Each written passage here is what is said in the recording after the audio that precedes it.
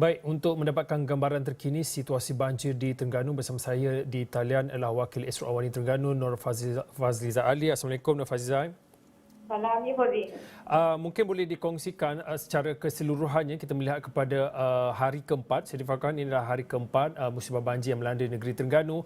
Mungkin boleh diberi sedikit kemaskini dan juga perbandingan jika dibanding dengan semalam dan juga hari ini bagaimana keadaan semasa khususnya melihat kepada musibah banjir di Terengganu. Baik, terima kasih Fauzi di studio. Jumlah mangsa di Terengganu terus menunjukkan peningkatan dan sehingga kini ianya telah mencecah kepada 12,183 mangsa berbanding lebih 6,000 mangsa yang dilakukan sejejas pada semalam Fauzi. Dan setakat ini juga daerah Kemaman terus merekodkan mangsa tertinggi dengan 3,202 mangsa dan sebanyak 878 keluarga itu ditempatkan ke 23 buah pusat pemindahan sementara. Manakala di Hulu Terengganu yang dilakukan serius sebelum ini sehingga menyebabkan 3,717 penduduk telah terjejas, di mana 965 keluarga itu telah dipindahkan ke 28 buah pusat pemindahan sementara.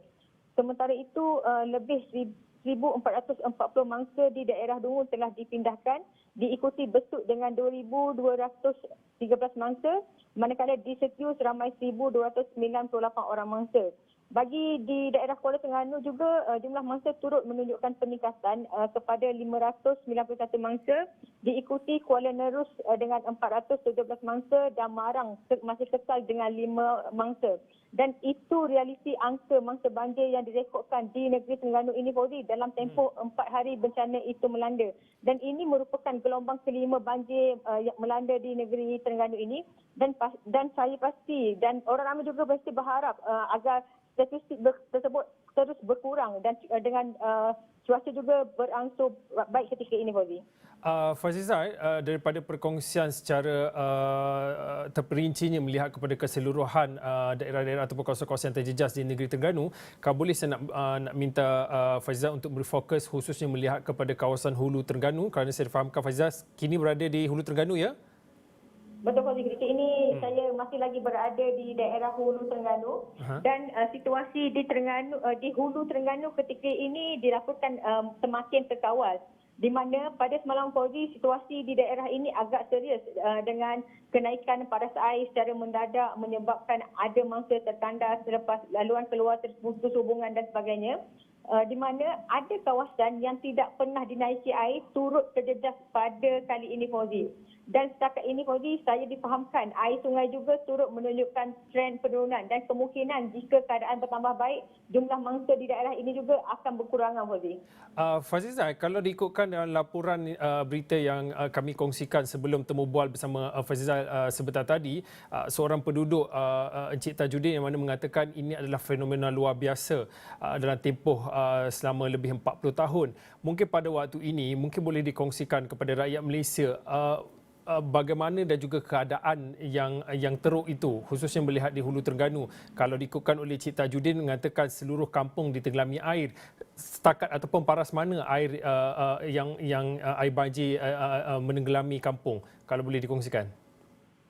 Berbeza, rasa-rasa kampung yang ditenggelami air ini melebihi paras tinggal dan ada kawasan di pendalaman sehingga mencapai ke paras bumbung.